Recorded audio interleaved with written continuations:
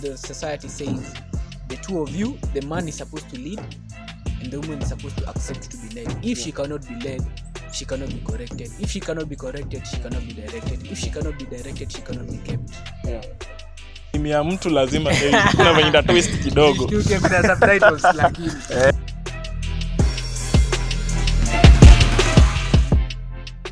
You know what, guys? This is the Breakdown Podcast, and let me take this opportunity to welcome you back to another episode of the Breakdown Podcast. Guys, this is the 12th episode of the Breakdown Podcast. Today, I'm very delighted to host one of my friends and a long-time friend, let me say. And we are going to do a topic on gender roles. It's a question we are asking ourselves. Does gender roles still exist in the society we live in? But before that, let me take this opportunity to welcome my friend here. Asante sana, Mr. Felix. Yeah. On this 12th episode, I'm very happy to be in the Breakdown Podcast. Yeah. My name is Weru Kamodo, and I'm a friend of his, as he has said. This is a very unspoken topic that we have on our table today. Yeah. It is one that needs one to have more than one perspective of a problem. And so it is my pleasure not just to be a part of this conversation, but to live up to see what we'll come up with at the end of it. Yeah. Because it's going to be pointless, Mkubwa, if you don't come up with something solid and something we can show for what we've done with this time. Yeah. And that's all I can say for now. Maybe Nixon, before we look on what we are to discuss today, you have something or you might like my audience or those who are watching to at least, who is Nixon before we start? Yeah. Weru Kamodo Nixon is my name. I'm a fourth-year student here at this prestigious, lovely, world-class university, Egerton University, Njoro campus. And more than that, I can say I really love swimming and cooking. Yeah. Yes, and I'm one of the few people that still believe that with good governance in the country, with good morals being taught in our schools, and with the fear of the Lord being instilled in children, that our society can stand. That just sums up the kind of person that I am. Okay. Ladies and gentlemen, let me take this opportunity. You've heard from Nixon. Nixon has been with us. That is behind the camera for the past episode that we've been shooting. And today, we are also delighted to host him in the Breakdown Podcast. As we get into what we are to discuss today, we're looking at gender roles, asking question that does gender roles still exist in the society? Do we still live in the society where there are things meant for men, there are things meant for women? If I'm not wrong, or to you, Nixon, what do you understand by gender roles, the word gender role? So let's break down the word gender role. Yeah. So we have gender and role, right? Yeah. So what is gender? Number one, let's not use urban language. Let's not use TikTok definitions. If you go to the dictionary, it clearly specifies that there are only two genders, male and female. This is what is designated for us at birth. You can either be male or you can either be female. Yeah. And with that, society generally expects you to do something. Let me give you a very small example. If you are maybe a 27-year-old man, let's call him Mark, and then you have a wife probably and one kid, and then one evening, the lights go out and the bulb explodes. Jerry and the kid expect you as the man to fix the bulb. They expect you to come and fix the mess. That is a good example of a gender role. Or on the other side, when Mark comes home late, maybe tired, exhausted from work, and maybe he's from work and maybe he's from a very long shift and he comes home, what does he expect? He expects the wife to have prepared something nice for him because he's from maybe looking for bread, as we use it in African language. So that is just a very shallow example of what it means to have gender roles in the society. And according to me, it's not an issue of expectation. It's an issue of biological coding, because you may hear one or more guys saying that when I'm with him, he makes me feel like I want to wear makeup. he makes me feel like I want to look nice for him. You see? Yeah. It's something that's hardwired in all of us. Yeah. I know most of you might be asking why I've brought Nixon to discuss about gender, asking the question gender roles that still exist in society. Ladies and gentlemen, he might have not stated this, but Nixon was awarded in the current forum of gender. There's a program held for gender that was held in Wajir. He was the winner. So I wanted us to discuss that. It may be explained to us also, make us understand that with the current state that people live in, where the internet is more prominent, right? Is this something that was just there in the past, or is it something fading away? Like you see nowadays, men can do what women were always doing, apart from giving birth. Sindio? Yeah. And also we find women indulging in men's activities. So we are trying to ask: does gender roles still exist? Being that you've understood, you've made them, you've given them a bit shallow, as you stated. Maybe someone might be seeing it as a deep one. Okay. But just on a light note, you've stated what gender role means. So the question is: does gender role still exist in the society we live in today? Well, thank you so much for highlighting the event we had in Wajir. Yeah. It was a very nice experience. Whatever we presented that day had over 4 months of research behind it. Yeah. Thousands of questionnaires and questions being handed out. And I have really been fascinated with the concept of roles in society. Yeah. Why is it that someone has to suffer? Why is it that someone has to be in a home or a care or a protection for the elderly, where there's someone who's supposed to be having that role or playing that part in their lives? There is something that is lacking as a society, and platforms like this are what are going to make these things come to light and be discussed. If I believe that gender roles still exist until today, well, digital storytelling in the current age is everything. Whatever these 18 to 25-year-olds, whatever these 25 to 18 to 26-year-olds are consuming online is what they perceive and live up to as real life. So we've come up with very, very many strains of girls and even men saying that all of a sudden I want to be that one rich auntie who doesn't get married or things like that. It's just the portrayal of what we are seeing. Originally in our societies, the basic unit when it comes to gender roles is the family, where we have the man and the woman. And this is even biblically backed, where the man is supposed to be the head and the woman is supposed to be the helper. So in terms of gender role, I'll still go with that, although I'm, again, subject to correction. That a guy generally, or any masculine figure, not necessarily a father, should naturally and even biologically take up the leadership role. If you look at the hormone testosterone, it's what pushes us to conquer, destroy, create, conquer. And that is why men used to do these things in the past, because they had high levels of it. Right now we are living a very sloppy shadow of what we used to as men. But still, you can adopt that mindset. And part of the mindset is what we call today gender roles.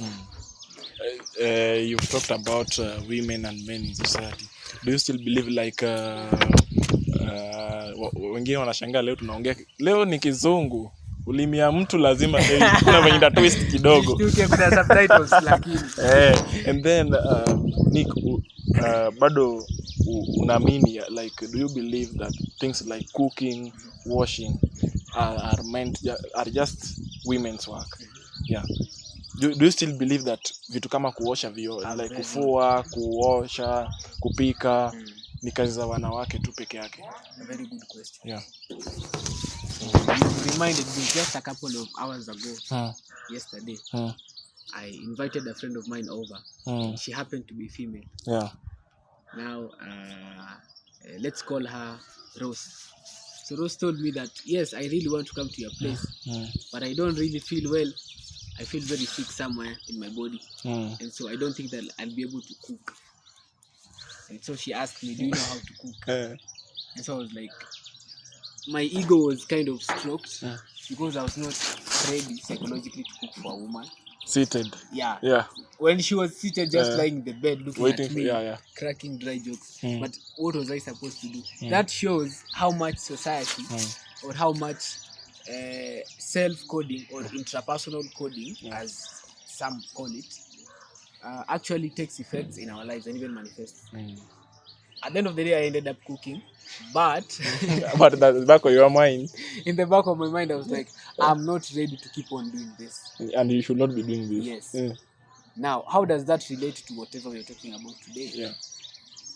As a masculine figure, even a lot of surveys online have confirmed this, that how any other figure, feminine, because we only have two genders generally, they will only respond to how you make them feel. It is not, you can have all the money in the world, you can have all the fame and even power in the world, but when it comes to the role you're supposed to be playing, wherever you are with, that is something that is in it. It can be learned, but it comes with a lot of observation. I don't know if I'm being So in short, you are like the thing you did you do it as part of you, something that came from your heart, or you are just trying to be romantic, being that it was the first time the lady coming to I had to detach and observe in detachment. Yes, but it's a very good contrast, Mr. Felix, of how the expectations are already in us, that we expect that we are here. That's the G-code, that's the van. You can now stand up and go in. You see? But lakini angekuwa mtu ule mzee enda mbona aende, lakini ende apike, yani ningemwambia ende. Okay. So do you think like this thing issue of gender role, is it something that we can say ni venye mtu amelelewa akiona, ama as you see it's something that can change the more you grow, it's something you can change, that mwanaume akiona mwanamke, mwanaume anafanya nini, anaweza pika, not just out of love, but it's just you unaamua tu siku moja, mimi mpenzi nataka kupika ili so I was asking, is it something that like you are just brought up with something like umelelewa nayo mtoto, wanasema mtoto aleleavyo ndivyo yakuavyo hivyo, or it's something we adopt from observation, or it's something we adopt through what we see. A very quick search right now in Google, if you search the top 10 things that influence human behavior, number 1 you'll find genetics, number 2 you'll find environment. Environment really influences perception, because whatever environment you have been exposed to, number 2 being environment. So part of human behavior is perception. What is perception? Perception is what happens to the brain. Remember, whatever we are seeing is whatever we are perceiving through our brain, through our eyes and everything. So if you grow up watching your dad being this big, warm, emotionally vulnerable figure in your life to your mom, you will tend to think that maybe this is how I'm supposed to be around women. Someone who comes from maybe a broken background would not have the same idea of what they're supposed to do in a relationship. Remember, every relationship you have, it is a power dynamic in one way or another. There is someone who is always trying to struggle to gain control over the other. It doesn't even have to be the man. There is fifth wave feminism. There are ideas like that are out here, and some things like that have influenced people's perception on gender roles. What do I mean? Yes, women should get educated. Yes, they should get empowered. Yes, men should also get empowered. But again, after this empowerment, what are they supposed to do? We are not supposed to lag behind. Time is going. We are approaching another century. So we definitely have to upgrade how we think. But the fact that we are enlightened doesn't mean that we have to abandon certain things that even existed before our very own existence, that have ensured survival of people who have come before us, and if applied correctly at the right circumstances, in the right set of conditions, are going to ensure that we will continue having a prosperous path towards our future. So gender roles, its mastery, it's very crucial in the growth of our society generally. So it's something you believe still exists? Very much. Like in a situation where we still live wanaume, unapata mwanaume anapiga mwanamke kwa sababu hajampikia. But you see the wife is tired. Is that a culture we are fighting, or we are fighting a gender role? Like when you see people nowadays, this thing for women, sijui inaitwa aje, mwanamke akipigwa kidogo hivi wanakimbia wanaenda kuripoti. And then you find the domestic violence. From the domestic violence part, no matter how right a man is, bora yake tu amepiga mwanamke, unapata akishapelekwa pale mwanaume asikizwi. But back at home, maybe the root cause of this is kwa sababu mwanamke hakumpikia bwana ama hakumwoshia nguo. But at the end of the day they end up fighting. Are we now fighting culture, or we are now fighting is that gender role or culture that is being weighed there? That is a very, very sensitive take on the issue. I don't think maybe you can give it from a perspective where you look at culture and you look at a gender role now. Because someone can say this is a culture that has been there and has been there. But you as a learned person or someone who is watching anasema hii ni gender role. Huyu ndiye anafaa kufanya. But wale wanaona hii ni kitu imekuwa. So if you give that difference, I think maybe you can answer them. They've been asking that. Where you ask yourself cultural difference or gender role. In very many contemporary African cultures, there has been an existing trend and a culture of wife beating. But currently, from where I stand, I do not believe that anyone should have any reason to raise their hand against another woman. First of all, let me start by saying that because we have a constitution, there are laws that govern the land. You can be sued for that, actually. It is very detrimental to your record. But as much as we are also having that in very many culture and for very many years, men have been doing this, and it has been a very sensitive topic, especially in Kenya. If you look at 2023 to 2024, there has been over 1,000 plus cases of women being killed, women being massacred, women being these bad things that are happening to women. It is an issue of moral decay in the society. It doesn't matter what they have done to you. You have no reason to take up a panga and slice someone else's daughter to pieces. So is fighting role same as fighting culture now? I don't think it's any man's role to fight anyone, but they should be masculine and take control. Now that the decay comes from, of course, both of them have minds. If you tell me that how do you know that you feel appreciated and loved, and you tell me this is how I feel appreciated and loved, I would like you to get me a phone. And then I go, then I get you a bicycle. Have I communicated to you? Have I appealed to your needs? No. I have not appealed to your needs. So when that misunderstanding comes, then this guy comes along and says like, I did this for you. I've gone even an extra mile. And then because of that, they start the violence. You see? So it all comes down to communication. It all comes down to how you like to be felt, or how you expect to be shown that you feel appreciated or understood in a relationship. So from what you are saying, like it might come from as a result of observation from what some things. And nowadays you see the majority of people are exposed to social media. Do you think social media has contributed to the reinforcement of gender roles, or it has led to breaking of gender roles now in the society? More than two things have been achieved by society through social media. First of all, we know that social media amplifies what is already in the existing environment. And so if already we have existing functional and relationships where both partners understand their gender roles, they take up that content and then they upload it, that will be amplified. Someone else will see it and will say, oh, according to what I've seen online, this is how a man should treat the woman. Whenever they're from a date, the man should come down and open the car's door, and then the woman comes out, or they should say maybe ladies first, or just very, very, very small, tiny, minute things that are seen. On the other hand, negative cultures, ideologies, and beliefs can be spread through social media.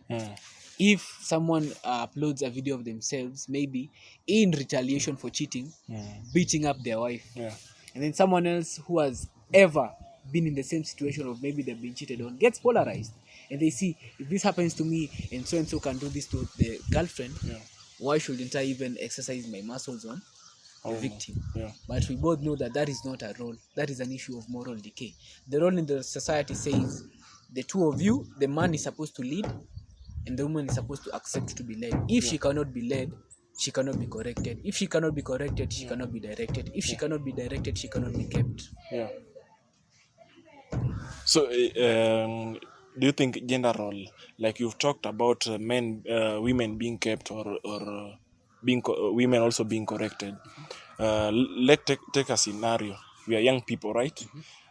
Sini watu wa tunajiita Gen Z. We call ourselves Gen Z. Perspective from relationships now. Do you think like nowadays gender role in relationship, it create unnecessary pressure or it create balance? Do you think in relationship does gender role creates balance in relationships, or it's just bringing unnecessary pressure in us now?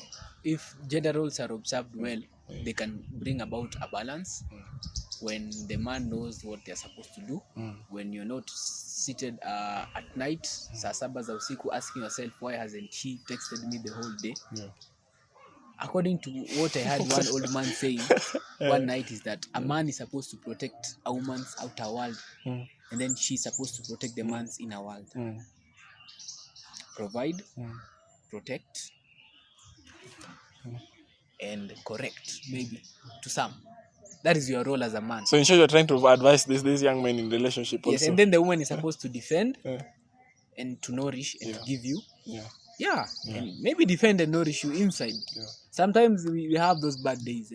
Everyone has bad days, even as a man, where you feel, I don't even feel like, I just want to be by myself and shut off and things like that. If you have someone in your life who can be at that time say like, hey, you don't have to be alone, let me do this and this, that is even more gender role than someone who pretends they're in a 7-year relationship only for them to be seeing other people on the side.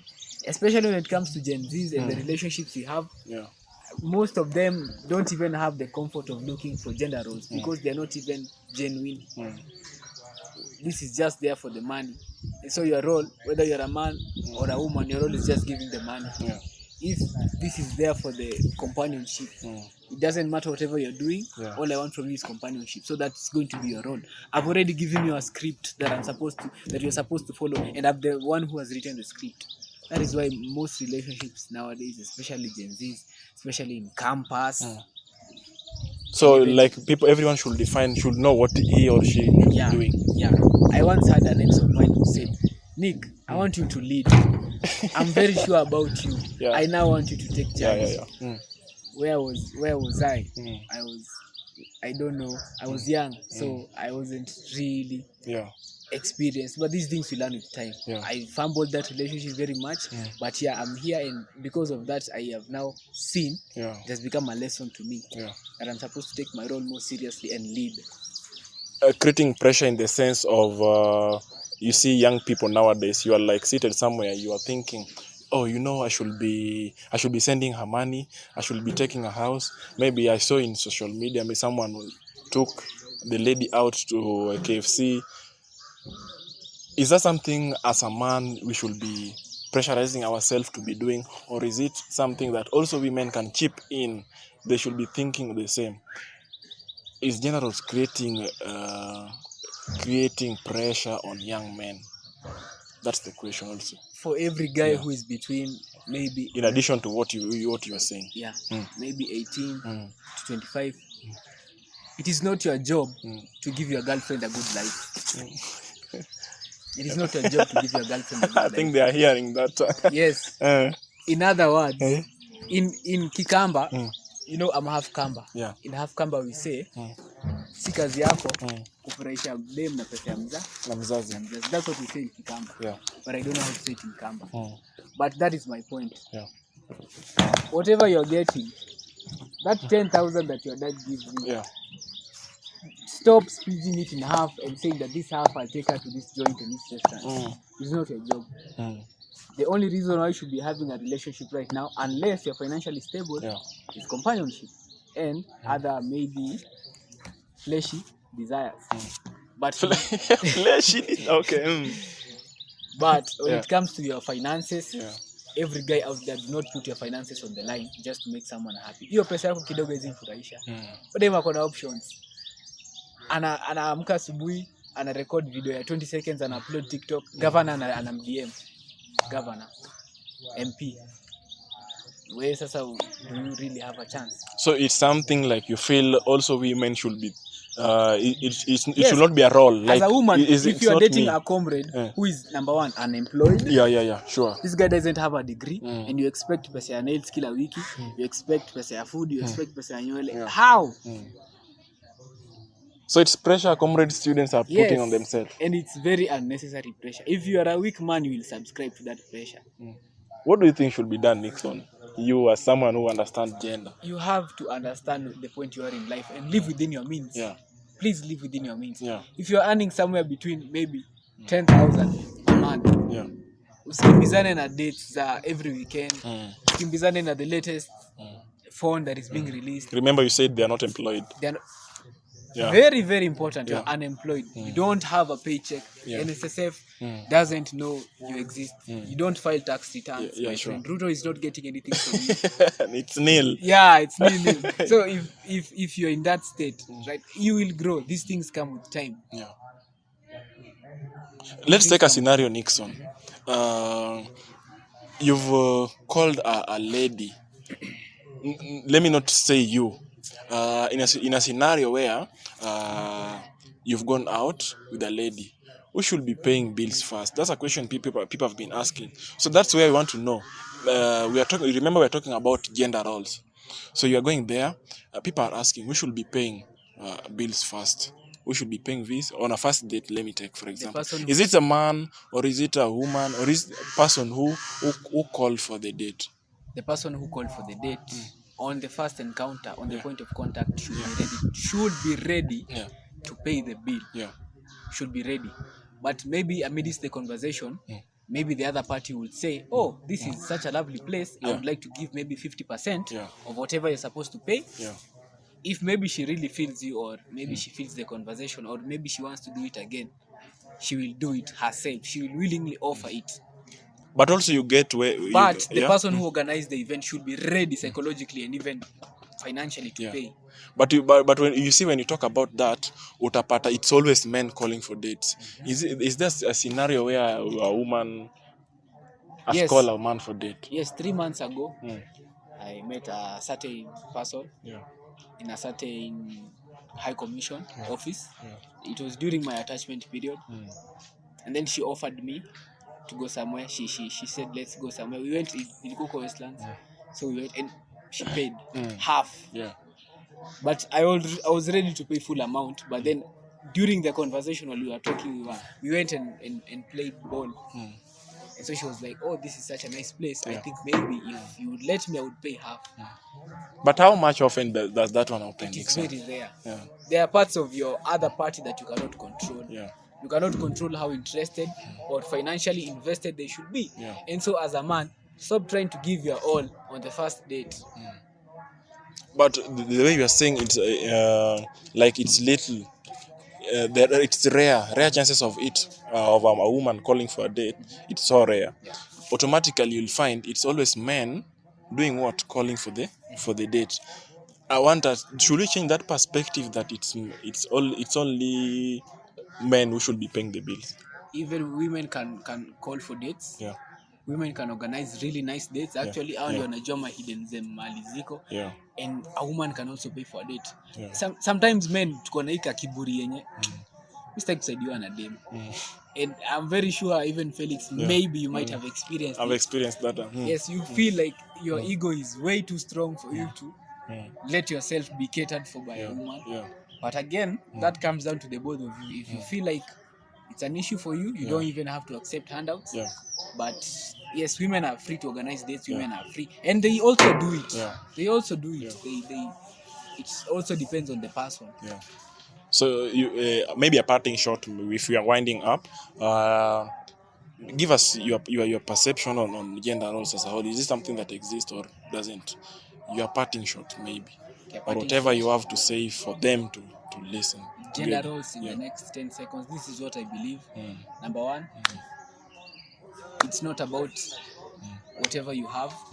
It's about whatever you're willing to share. And it's about who you're willing to share it with.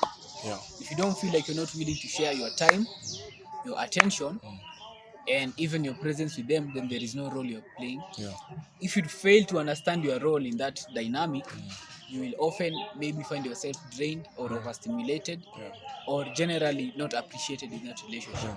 What is a gender role? Gender role is something that each and every one of them is supposed to do in that relationship. Yeah. And generally, a man is supposed to lead and the woman is supposed to support. Yeah. The lady is supposed to step into the frame of the man. You're supposed to have already established yourself, and then the lady is just walking in. You don't leave your empire and then you go look for a lady. You first make your garden, and then the bees will come. Yeah. Ladies and gentlemen, some of you might be asking why. I know this might be a very interesting topic, and someone there is asking why did we make it short. We'll bring Nixon back for the same issue on gender roles. But for now, that's all we had for you, and continue subscribing. Those who are supporting, it's not about supporting. Those who are watching, those who are liking, those who are commenting, please continue doing so. As we had promised earlier, we just took a break. I know some of you might be asking, where is Edwin? Edwin is committed somewhere, but in the meantime, we'll be hosting different people. Bring suggestions in the comment section. As you bring suggestions, also share to friends so that they watch. Continue liking, continue subscribing to the Breakdown podcast.